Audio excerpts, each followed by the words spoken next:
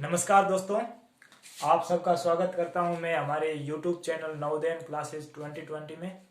दोस्तों, जैसा कि आप सबको पता है कि जवाहर नवोदय विद्यालय के फॉर्म एक्सटेंड कर दिए थे, तो आज 6th क्लास और 9th क्लास का जो 29 तारीख थी, 6th की 31 तारीख थी, तो उनका अब लास्ट डेट आज 29 हो गई और कल परसों 31 हो जाएगी। अगर आपने अभी तक नहीं भरा है तो आज भर सकते हो, और जिसकी 31 डेट है वो आप कल और परसों भर सकते हो। उन दोनों फॉर्म का लिंक आपको हमारे वीडियो के डिस्क्रिप्शन में मिल जाएगा, वहां से आप सीधा डायरेक्ट कॉल कर भर सकते हो। और आप सबको एक बात बता दूं कि आप अगर जवाहर नवोदय विद्यालय के प्रैक्टिस टेस्ट करवाना चाहते हो, प्रैक्टिस टेस्ट कराना चाहते हो और एकदम फ्री प्रैक्टिस टेस्ट, तो आप हमारे यूट्यूब चैनल को सब्सक्राइब करें और इस वीडियो के डिस्क्रिप्शन में आपको हमारा व्हाट्सएप ग्रुप है, उसका लिंक मिल जाएगा। तो वहाँ से आप हमारे व्हाट्सएप ग्रुप में ज्वाइन होकर हमें बता सकते हैं कि हमें ये प्रैक्टिस टेस्ट चाहिए। हमने आज अभी तक 2-3 प्रैक्टिस टेस्ट करवा चुके हैं। 6th क्लास के 4 लगभग 4 प्रैक्टिस टेस्ट करवा दिए हैं, हिंदी और इंग्लिश दोनों मीडियम के, और 9th क्लास के दोनों के 2-2 करवा दिए। तो आप भी अगर प्रैक्टिस टेस्ट देना चाहते हैं तो हम आपको लिंक भेज देंगे, तो आप सीधा प्रैक्टिस टेस्ट दे सकते हैं। अब हमारा लगभग मैथ का लगभग पूरा कोर्स हो चुका था। आज जो लास्ट चैप्टर है वो रह गया है, उसका नाम है क्षेत्रफल और परिमाप। क्षेत्रफल और परिमाप दो, ये लास्ट टॉपिक आज का हमारा रहा था। तो आज हम इसको शुरू करेंगे। ये टॉपिक लगभग 3-4 पार्ट में बनेगा। ये आज हम फर्स्ट पार्ट शुरू करने जा रहे हैं, तो ये टॉपिक लगभग 4 पार्ट में रहेगा। तो आप अगर चारों वीडियो देखोगे तो ये आपको समझ में आएगा। आज मैं आपको बेसिक चीजें बताऊंगा, फॉर्मूले कैसे बनते हैं, फॉर्मूले क्या क्या होते हैं, ये सब आज हम सीखेंगे। कल वाले में वीडियो में जो आज फॉर्मूले रह जाएंगे पूरे के, आज मैं नहीं बता पाऊंगा, तो कल वाले वीडियो में वो देखेंगे। और जो अगला वीडियो होगा उसमें हम इम्पोर्टेंट क्वेश्चन करेंगे। 2 अगले वीडियो होंगे उसमें हम इम्पोर्टेंट क्वेश्चन करेंगे। तो हम आज इस चैप्टर में पढ़ेंगे क्या क्या, वो पहले देख लेते हैं। सबसे पहले पढ़ेंगे आयत। आयत जिसे इंग्लिश में रेक्टेंगल कहते हैं, ठीक है। बाद में पढ़ेंगे वर्ग। वर्ग को इंग्लिश में कहते हैं स्क्वायर। उसके बाद में हम पढ़ेंगे त्रिभुज, ट्रायंगल, त्रिभुज। और उसके बाद हम पढ़ेंगे वर्त। उसके बाद हम पढ़ेंगे समचतुर्भुज,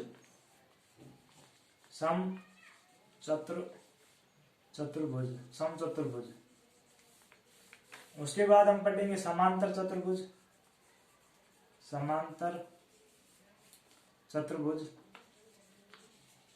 चतुर्भुज।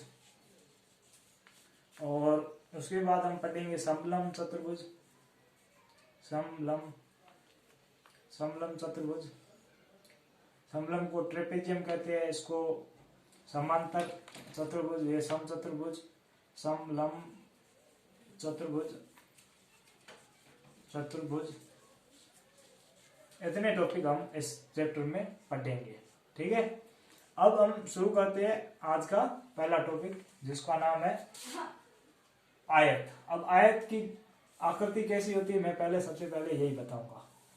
आयत 4 भुजाओं से बंद घिरी आकृति, जिसकी आमने सामने की भुजाएं बराबर हो। आमने सामने यानी कि इसकी ये दोनों बराबर होगी, इसकी ये दोनों आपस में आमने सामने वाले भुजाएं बराबर, यानी कि 4 भुजाओं से बंद आकृति जिसकी आमने सामने की भुजाएं बराबर हो, उसे आयत कहते हैं।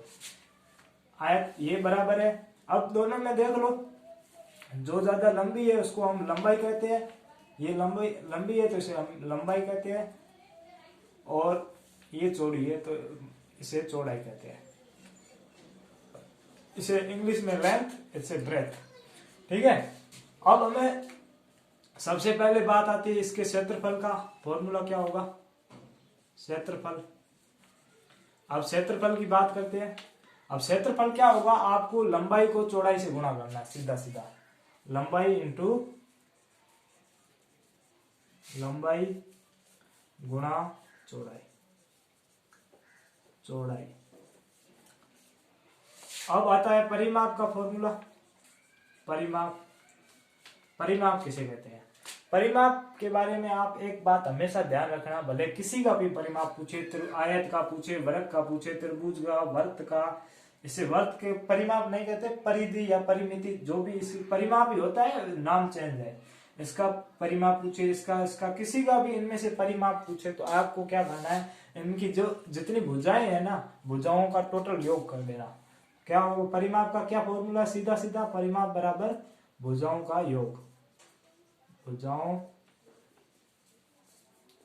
का योग टोटल जोड़ना है। अब हम अलग अलग फॉर्मूले देखें, आयत का परिमाप का फॉर्मूला क्या होगा, तो मैंने अभी आपको बोला है कि भुजाओं को जोड़ना है। तो अब ये लंबाई है तो ये भी लंबाई होगी, ये चौड़ाई है तो ये भी चौड़ाई होगी। तो अब यहां से हम स्टार्ट करें, तो ये लंबाई एक लंबाई हो गई, ये लंबाई प्लस, अब इसको जोड़ते हैं तो ये चौड़ाई, अब प्लस इसको जोड़ते हैं तो फिर से लंबाई, फिर इसको जोड़ते हैं तो फिर चौड़ाई प्लस चौड़ाई। अब आप यहाँ पे देखो तो एक लंबाई है, दो लंबाई, टोटल दो लंबाई है, तो दो लंबाई प्लस, अब यहाँ पे देखो तो ये दो चौड़ाई हो गई, तो दो चौड़ाई, ठीक है। अब यहाँ पे दो लंबाई और दो चौड़ाई हो गई, तो अब यहाँ पे देखो दो कॉमन है दोनों में, और लंबाई और चौड़ाई अलग अलग है, तो दो कॉमन है तो दो कॉमन यहाँ पे ले लेते हैं, दो कॉमन बाहर ले लिया। अब यहाँ पे पीछे, यहाँ पे इसमें क्या बचा, लंबाई बचा, तो यहाँ पे लंबाई प्लस, यहाँ पे क्या बच गया, यहाँ पे चौड़ाई बचा, तो यहाँ पे चौड़ाई। तो हमारा फॉर्मूला क्या हो गया, दो कोष्टक लंबाई प्लस चौड़ाई। तो यहाँ पे ये हमारा फॉर्मूला आ गया, लंबाई, दो कोष्टक लंबाई प्लस चौड़ाई। अब हम बात करते हैं आयत का विकीर्ण, आयत का विकीर्ण, विकर्ण, विकर्ण कैसे होता है, विकर्ण बीच में से होता है, ये भी विकर्ण है, ऐसे खींचे तो ये भी विकर्ण है। अब यहाँ पे देखो ये विकर्ण का फॉर्मूला क्या होगा, यहाँ पे आप देखो तो यहाँ से खींचोगे तो ये एक त्रिभुज बन गया। अब आपको पता हो कि समांतर जो समकोण त्रिभुज होता है उसमें एक परिमेय होता है, तो ये उसमें इस भुजा को कर्ण कहते हैं, कर्ण, ठीक है। इस भुजा को लंब कहते हैं, परपेंडिकुलर कहते हैं, और इस भुजा को आधार कहते हैं। क्या कहते हैं, आधार, ठीक है। अब हमें अगर कर्ण का मान निकालना हो तो हम कैसे करते हैं, इसकी एक इक्वेशन है, क्या है, कर्ण स्क्वायर बराबर आधार स्क्वायर प्लस लंब स्क्वायर, यानी कि इसका मान निकालना है तो इसके स्क्वायर के बराबर इन दोनों का योग होगा, ये इक्वेशन है। तो अब यहाँ पे देख लेते हैं, आयत का विकीर्ण है, आयत का विकीर्ण यानी ये बीच वाला ये वाला लंबाई वाला, इसका हम ज्ञात करेंगे तो कैसे आएगा, ये मतलब कि कर्ण स्क्वायर बराबर आधार स्क्वायर। अब यहाँ पे देखो कर्ण स्क्वायर में है, तो स्क्वायर को हटाएंगे तो इस तरफ रूट आ जाएगा, तो कर्ण स्क्वायर बराबर इन दोनों को जोड़ दो, आधार, ये रूट आ गया, फिर ये सेम आधार स्क्वायर प्लस लंब स्क्वायर। तो वैसे वैसे अगर इन दोनों को करेंगे तो ये रूट। अब यहाँ पे देखो आधार क्या हमारा, आधार चौड़ाई है, और लंब क्या, लंब चौड़ाई, आधार क्या, लंबाई है, तो आधार की जगह लंबाई स्क्वायर प्लस, नाम चेंज है बस, और हमारे यहाँ पे चौड़ाई है, लंब की जगह क्या है, चौड़ाई है, तो यहाँ पे चौड़ाई स्क्वायर, चौड़ाई स्क्वायर। तो हमारा फॉर्मूला क्या हो गया, लंबाई स्क्वायर प्लस चौड़ाई स्क्वायर, ये दोनों किसमें है, रूट में। तो ये आयत का विकीर्ण हमारा क्या हो गया, रूट लंबाई स्क्वायर प्लस चौड़ाई स्क्वायर। तो उम्मीद करता हूँ ये आयत का तो आपको समझ में आ गया होगा। अब हम बात करते हैं अगला जो वर्ग लेते हैं, वर्ग टॉपिक, ये हमारा आयत है, ये आयत टॉपिक है, ये पूरा मैंने जो क्वेश्चन आने थे, जो फॉर्मूले बनने थे वो मैंने आपको समझा दिया है। अब हम नेक्स्ट बात करेंगे वर्ग की, वर्ग क्या होता है तो वो देख लेते हैं। तो इसको पूरे को मिटा देता हूँ, आप भले वीडियो को पॉज करके ये नोट भी कर सकते हो। अब हम बात करते हैं हमारे अगले टॉपिक वर्ग की, वर्ग क्या होता है वो देख लेते हैं, ठीक है। तो अब देखो वर्ग का डायग्राम कैसे बनेगा, सबसे पहले तो बात ये करते हैं, तो डायग्राम देखो ऐसे बनेगा, अब वर्ग की परिभाषा क्या होती है? चार भुजाओं से बंद घिरी आकृति जिसकी चारों भुजाएं बराबर हो। आयत में क्या था? आमने सामने की भुजाएं बराबर होती थी, लेकिन इसमें क्या है? चारों भुजाएं बराबर है, इसकी ये है तो सबकी यही होगी। चारों भुजाएं बराबर है तो वो क्या कहलाता है? वर्ग कहलाता है। अब हम वर्ग के क्षेत्रफल की बात करें। वर्ग का क्षेत्रफल, वर्ग का क्षेत्रफल, वर्ग का क्षेत्रफल क्या होगा? अब जैसे हमने एक पिछले जो आयत पढ़ा था उसमें क्या था? लंबाई और यहाँ पे चौड़ाई थी, तो हमने इन दोनों को गुणा किया था, लंबाई गुणा चौड़ाई। तो वैसे वैसे यहाँ पे इसको और इसको गुणा करेंगे, दोनों ए ही है। ए भी कह सकते हैं या भुजा भी कह सकते हैं, दोनों भुजाएं हैं अलग अलग, ये भुजा और भुजा। अब यहाँ पे ऐसे भी लिख सकते हैं भुजा गुणा भुजा, ये भुजा गुणा भुजा भी सही है। और कहीं पर भी आपको भुजा का मान दिया होगा ए गुणा ए, ठीक है। एक तो फॉर्मूला ये बनता है। दूसरा, भुजा को भुजा से गुणा करेंगे तो क्या आएगा? भुजा स्क्वायर। तो हमारा जो वर्ग है, वर्ग के क्षेत्रफल का फॉर्मूला क्या हो गया? भुजा स्क्वायर, ठीक है। अब हम परिमाप की बात करते हैं, वर्ग के परिमाप की। तो परिमाप क्या होगा यहाँ भी देख लेते हैं। अब परिमाप देख लो। अब मैंने पहले से ही आपको बताया था कि परिमाप क्या होता है? कुल योग, किसका योग? चारों जितनी भी भुजाएं हैं उनका टोटल योग कितना होगा, वो हमारा परिमाप हो गया। अब यहाँ पे देखो, यहाँ पे ए, फिर यहाँ पे नीचे आएंगे तो फिर ए, फिर यहाँ से इधर जाएंगे तो फिर ए, फिर यहाँ से ऊपर जाएंगे तो फिर ए। अब ए टोटल आ गया। अब यहाँ पे अगर इन सबको जोड़ेंगे, क्योंकि प्लस में जोड़ेंगे तो 4 है, 1 2 3 4, 4 ए। अब ए का मान क्या है? भुजा है, तो हम ये भी फॉर्मूला सही है। और कई कई जगह 4 गुणा, हम ए का मान, ए तो भुजा ही है तो 1 गुणा भुजा भी लिख सकते हैं, ये 1 गुणा भुजा। तो ये तो आ गया परिमाप का फॉर्मूला। अब हम विकीर्ण की बात कर लेते हैं, विकीर्ण भी इसमें जरूरी है, विकीर्ण, ठीक है। तो विकीर्ण अब देख लो यहाँ से यहाँ ये वाला, तो विकीर्ण का पहले हमने आयत का क्या लगाया था? रूट लंबाई स्क्वायर प्लस, हम देख लो यहाँ पे रूट लंबाई स्क्वायर प्लस चौड़ाई स्क्वायर, ठीक है, यही लगाया था। तो अब देख लो लंबाई यहाँ पे क्या है? ए है, तो ए स्क्वायर प्लस यहाँ पे भी ए है तो ए स्क्वायर, ठीक है। अब दोनों को जोड़ेंगे, प्लस है तो ए स्क्वायर और ए स्क्वायर कितने हो जाएंगे? 2a square. अब यहाँ पे ए तो स्क्वायर से रूट कट जाएगा, लेकिन 2 का रूट कुछ नहीं होता। अगर 4 होता है तो 4 का रूट 2 होता है, लेकिन 2 का रूट तो पॉइंट में आता है, इसलिए रूट 2 को अंदर रखेंगे। और ए स्क्वायर है, ये स्क्वायर से रूट कट जाएगा तो ए बाहर आ जाएगा, तो यहाँ पे बीच में गुणा आ जाएगी। तो हम ऐसे भी लिख सकते हैं, या फिर इसको आगे आगे लारे भी कर सकते हैं, ए रूट 2 ऐसे भी लिख सकते हैं। ए का मतलब भुजा है तो भुजा रूट 2, ये हमारा वर्ग है, वर्ग का फॉर्मूला आ गया। अब वर्ग का तीनों फॉर्मूले आपको बहुत आसान तरीके से समझा दिया मैंने कि वर्ग का क्षेत्रफल क्या होता है, परिमाप क्या होता है और विकीर्ण क्या होता है। अब हम अपने नेक्स्ट टॉपिक की बात करते हैं, जिसका नाम है त्रिभुज, ठीक है। अब त्रिभुज के बारे में चलते हैं, त्रिभुज में क्या क्या दिया हुआ है वो देख लेते हैं। अब त्रिभुज को देख लेते हैं। त्रिभुज, अब त्रिभुज की डायग्राम कैसे होता है? ये नॉर्मल त्रिभुज को हम ऐसे मान लेते हैं, ये समकोण त्रिभुज होता है, ये मानते हैं नॉर्मल त्रिभुज में। लेकिन टोटल त्रिभुज कितने प्रकार के होते हैं? टोटल त्रिभुज 4 प्रकार के होते हैं। एक तो ये है, एक तो ये है, ठीक है। दूसरा ये वाला होता है, ठीक है। तीसरा ये होता है, और चौथा ये होता है, ठीक है। अब ये चार मतलब कि त्रिभुज 4 प्रकार के होते हैं। ये होता है समकोण त्रिभुज। समकोण त्रिभुज की क्या खासियत बात है कि एक कोण है वो 90 डिग्री का होगा। क्या होगा? एक कोण है वो 90 डिग्री का होगा। जिस भी त्रिभुज में एक कोण 90 डिग्री का है वो समकोण त्रिभुज कहलाता है, ठीक है, समकोण त्रिभुज। और इसका एक नॉर्मल फॉर्मूला सीधा सीधा क्या है कि 1/2 गुणा आधार गुणा ऊंचाई, क्या है? 1/2 आधार गुणा ऊंचाई, ठीक है। अब आप सोच रहे हैं कि ये फॉर्मूला कैसे आया, तो वो भी मैं आपको समझा देता हूँ। हमने सबसे पहले क्या पढ़ा था, आयत पढ़ा था। क्या पढ़ा था, आयत। यहाँ पे ये आयत है, ये आयत है, ठीक है। अब यहाँ पे आयत को आधा कर दो। क्या करना है, आधा।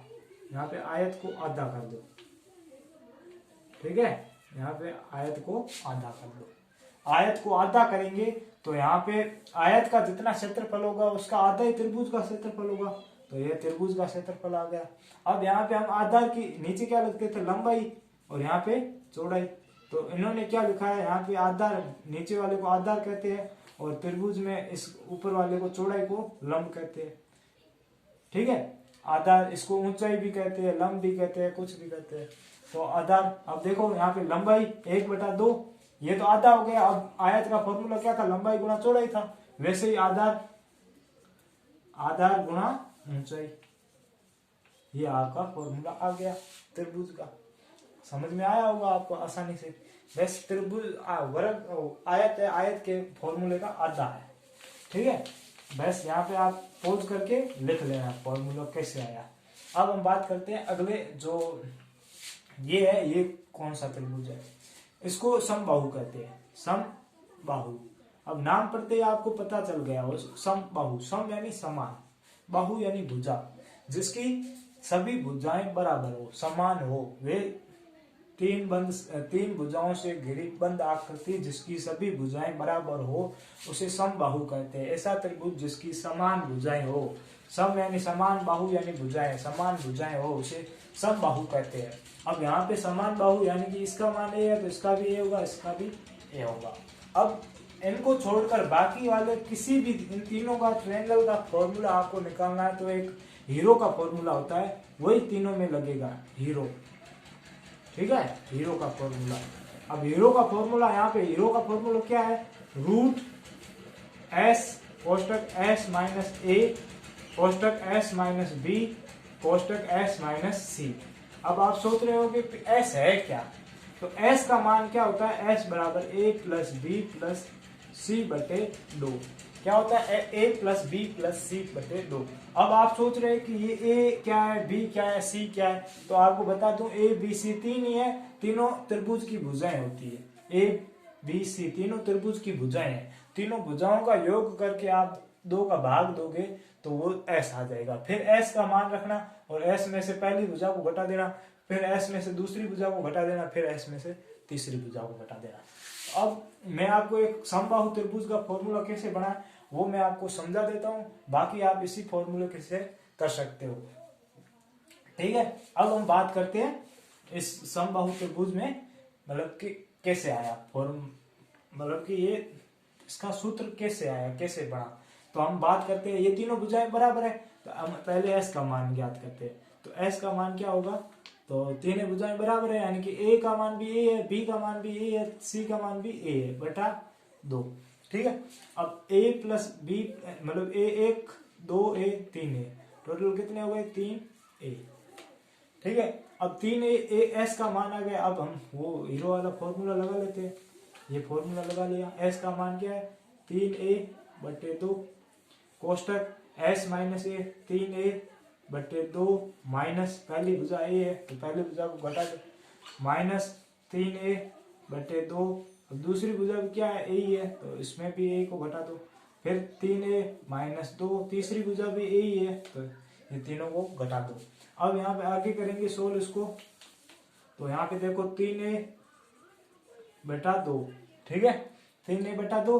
अब यहाँ पे बट्टे में कुछ नहीं है तो हम 1 लगा सकते हैं, बट्टे में 1 लगा दिया, दोनों का एलसीएम लिया तो 2 आया, फिर 2 में 2 का भाग दिया तो 1 आया, 1 को ऊपर वाले 3a से गुणा किया तो 3a आ गया, माइनस 2 में 1 का भाग दिया तो 2 आया, 2 को a से गुणा किया तो 2a आ गया, ठीक है।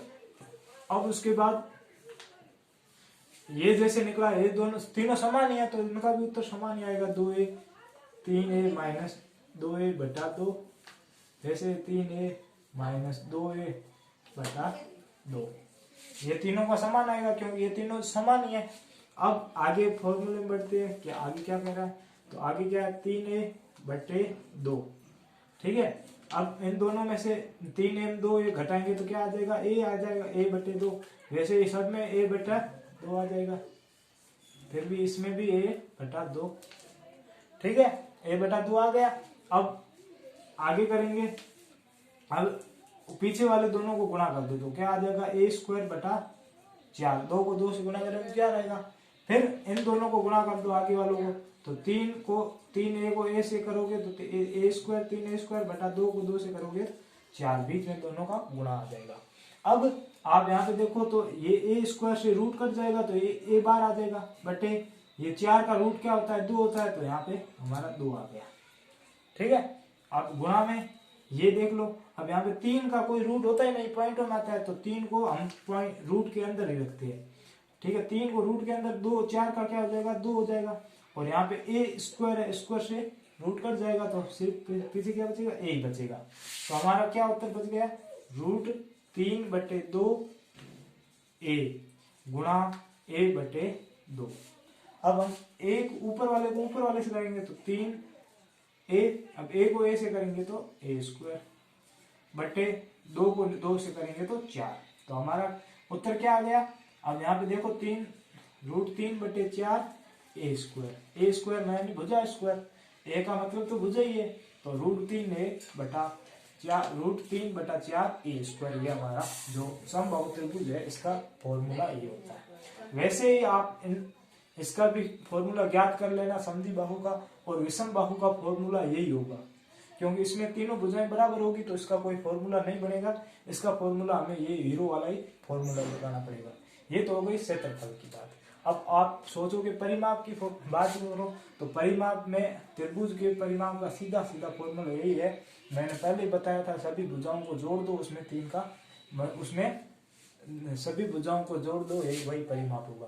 तो इनमें सभी में 3 भुजाएं हैं, तो 3 को भुजाओं से जोड़ दो, 3 बार भुजा, इसको जोड़ दो, इसको जोड़ दो, इसको जोड़ दो, ठीक है। तो ये तीनों भुजाओं को जोड़ दोगे तो ये आ जाएगा, इसमें इसको जोड़ दो, इसमें जोड़ दो इसको, तो a को 3 बार जोड़ोगे तो a प्लस a यानी कि 3a, इसका 3a आ गया।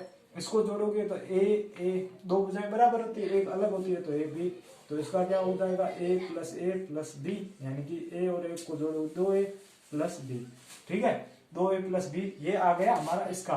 अब ये तीसरा है तो ये तीसरा a plus b plus c, ये तीनों भुजाएं अलग अलग है, a plus b plus c, तो इसका परिमाप का फॉर्मूला क्या आ गया, a plus b plus c, ठीक है, a plus b plus c, ठीक है। तो अब ये हमारा पूरा आ गया त्रिभुज का।